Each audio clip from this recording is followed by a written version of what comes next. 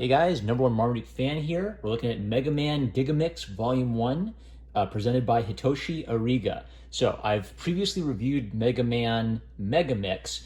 Gigamix is a sequel to Megamix after Ariga took a hiatus of about 10 years from Megaman comics. So, if you liked Megamix, you're going to love Gigamix. I had high praise of Megamix and said Ariga is writing kind of like, very straightforward, a simple action comedy where he's interpreting the Mega Man franchise, and he's almost interpreting it in a way where he talks about how when he would play the games as a kid, he would imagine a bigger world in his head.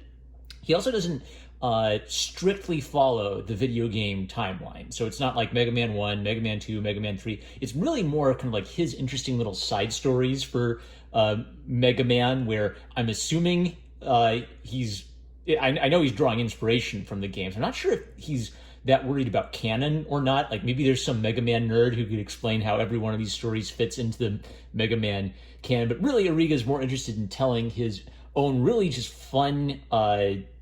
They have action, they have heart, and they have really great comedy. And also kind of like the last neat thing I picked up on Ariga in his commentary on like the story behind Gigamix is he has a lot of independent passion as a creator. Like you can tell he really wants to bring his vision to the Mega Man universe, and it kind of took his fans liking the fact that he was bringing his vision to the Mega Man universe to bring him back, which is unusual because usually a lot of franchise books, they're very much dictated by the franchise. Like, oh no, you got to make it G-rated. Don't have anything weird or different about it. But it kind of just struck me how individualistic Hitoshi Ariga is while working in a pre-existing franchise. So I would just recommend this as a really, really strong example of just like comedic, straightforward action adventure for kids, but with some really charming stuff that I'll talk about a little bit more. So the first story is called Asteroid Blues, and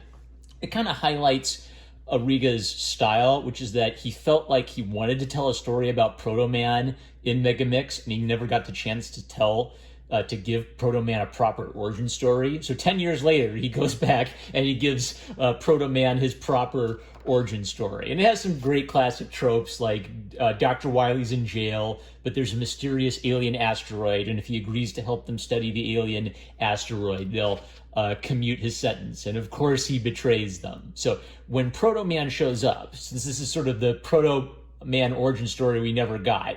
At first he's introduced very mysteriously, and Mega Man doesn't know who he is, and almost immediately it's highlighted that Proto Man is more experienced than Mega Man, but less sympathetic or less idealistic than Mega Man. So one of the things I like about Ariga's Mega Man is he is writing Mega Man as a very pure-hearted, like a purely good young male hero. And there's this conventional wisdom that if you have a pure-hearted character, that means they're not an interesting character. And my view is more, it's more how you use them.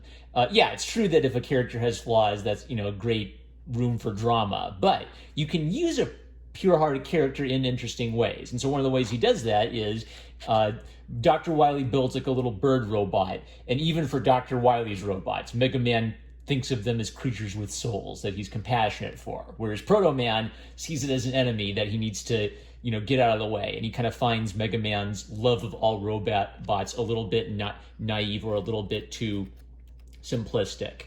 Hopping ahead, so I'm not going to say anything more than just like it's neat that he actually kind of like looks back on his own work and he finds gaps to fill in, and he kind of like makes sure to like help the kid who might get confused or the non-Mega Man nerd follow along with this. So I was reading this and thinking, oh, well, I guess these guys are like from Mega Man 3, right? So how does this fit in with the timeline? And then he just kind of like lampshades it by joking that, yeah, this is supposed to take place after our destruction order, but the next story is supposed to take place after all of the other Mega Man books. Why is that? Grown-up reasons, don't worry about it. And then he tells the full story in his little artist comments at the end. So the next story, all of this is based on a Mega Man kart racing game I had no idea existed, Battle and Crash. And so one of the neat things about Ariga is he takes the premise and he really does make it his own, right? So he's done all these stories about Mega Man fighting evil. So how are you going to do a story about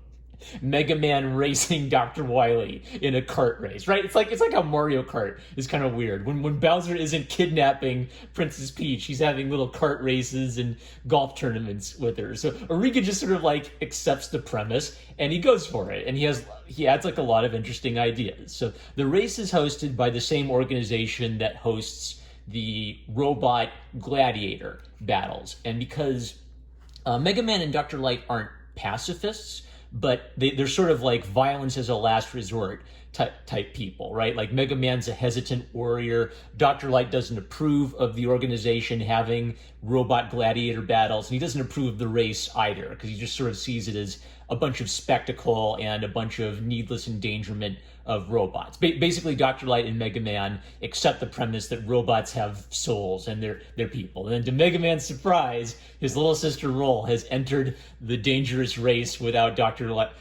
Light's permission. So after some comedic hijinks of trying to keep Dr. Light from finding out, Mega Man goes to stop her from participating in the race. And of course, Dr. Wily hears about how there's a giant prize, so he's got to enter the race to get that sweet, sweet $100,000. He's a madman bent on taking over the entire world, but he needs that sweet, sweet cash. All right, so what I wanted to say about this is it's sort of like Ariga balances semi-serious, like good versus evil action stories with goofy, fun, little kid, bad guy versus good guy stories, right? So Dr. Wily is kind of like a little bit like cartoon Dr. Robotnik, where he just wants to take over the world with his giant robots. He doesn't want to hurt anybody. He just wants to rule the world. So of course he messes up the letters of his name to Dr. Ray Blawilt.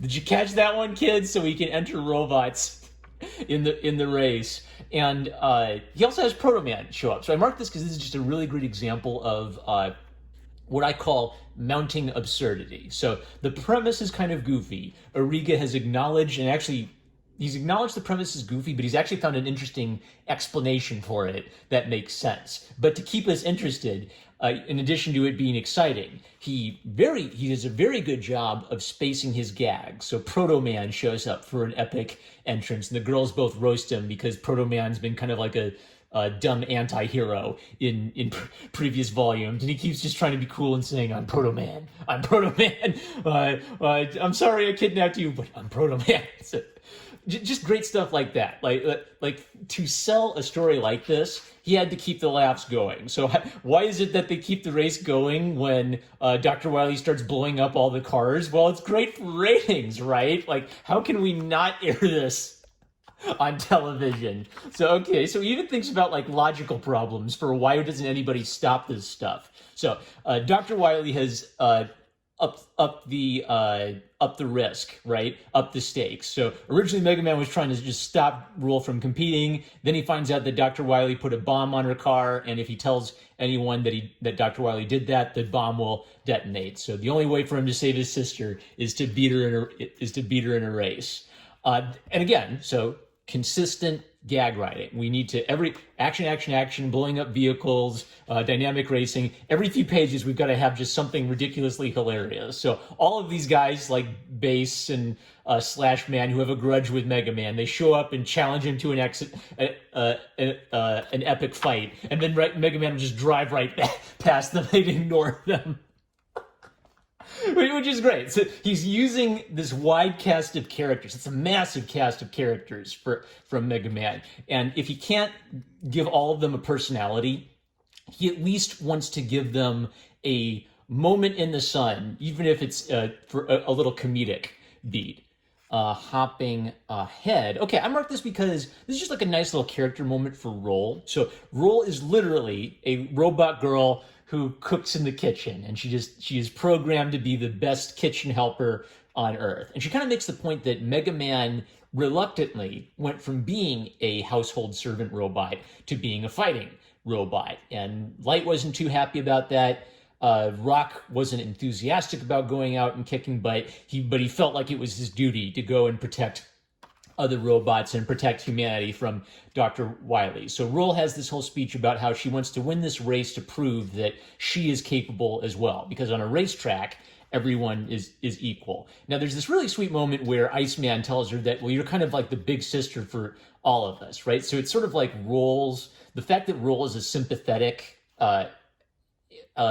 character with like the grace. Yeah, she has the feminine virtues. She's gracious, she's kind, she's sweet. Her the kitchen is her domain, and she rules over it with an iron fist. I actually kind of like that they affirm that there is value to that dimension of life. Like, Roll doesn't have to kill a bunch of robots to be awesome. She already is awesome. So after that kind of little character beat for her, we have some more epic races. So another gag, right? Few pages gag, few pages gag. So Proto Man shows up and he just starts epically saying, the truth is, I have a debt. I tried to win back the money I borrowed through gambling, but I kept losing and my debt kept growing. So the way this works is you start with the absurd premise. It's sort of like how Monty Python used to write sketches. You'd have some sort of absurd premise and you keep acting out the premise logically or straight. And the premise gets funnier the farther you go with it. So why the heck is Proto Man in the race? Well, he's gotta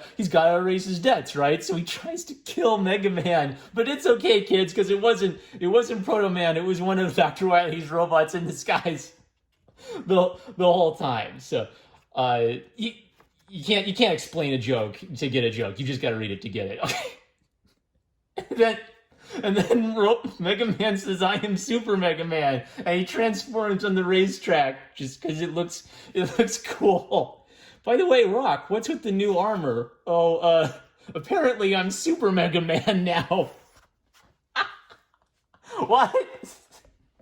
Just Hitoshi Ariga 100% knows exactly what he's doing. He knows exactly what he's doing. So, okay, even this. So, like, they have one of the great running gags is that some of Dr. Wily's robots are evil and some of Dr. Wily's robots are nice. It's just they have a bad boss, or having Dr. Wily as your creator is like being a good kid with a mean dad. So, one of Dr. Wily's robots saves them. And then gets all emotional and he writes a letter to Iceman about how, well, you're an ice-type robot and I'm an ice-type robot, so I've always looked up to you as my senpai. And they're all just weirded out by it. This is what Ariga is great at. Like, I don't even remember who Freeze Man is. I haven't seen him in any of the other manga. He just makes sure that they get a moment. He uses the cast very, very well for entertainment purposes. And okay, up to the point where it's revealed that Dr. Wily actually disarmed the bomb because he never wanted to hurt Roll. He just wanted to motivate Mega Man to participate in the race. And then two of the guys noticed that even if the bomb had been real, Mega Man would have been able to disarm it by freezing it earlier. So even if Dr. Wily had been evil enough to want to kill Roll, Mega Man still would have saved her. But at the end of the day, sure, Dr. Wily wants to take over the world, but he draws the line at hurting innocent kids. So Dr. Wily wins the race, and he wins the $100,000 and 100,000 years in prison. Perfect, absolutely perfect. There's a guest commentary by artist Ryuji Higurashi from Capcom Design Studio. So there's this kind of neat thing where like Capcom supports the manga team. The manga team, communicates with the video game people. He even jokes about how Dr. Wily is one of Ariga's favorite characters, so he felt nervous drawing Wily for the bonus illustration.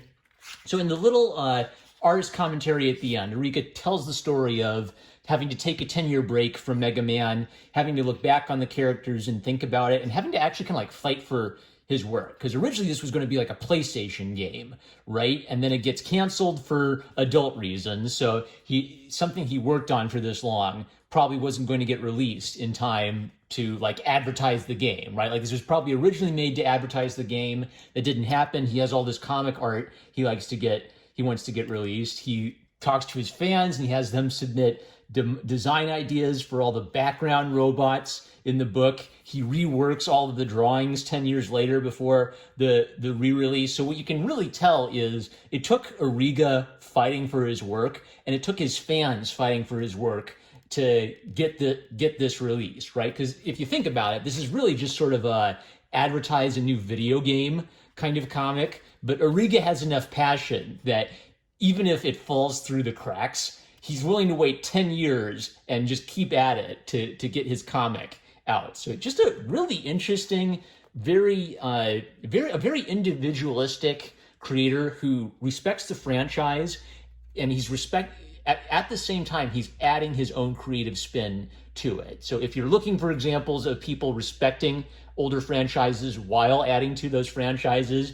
Mega Man Gigamix and Mega Man Megamix are just fantastic examples, and laugh out loud. Like, you're gonna have to like pull out your iPhone and take screenshots of some of of a lot of the panels, because he really nails subtle, ironic gag writing and character moments. All right, that's Mega Man Gigamix Volume 1. Oh, shout out to Jack the Raccoon for recommending this series. I've had a blast with it, and I've got 2 more volumes coming at you soon. I'm Norman Marduk fan. Love you guys. Catch you later.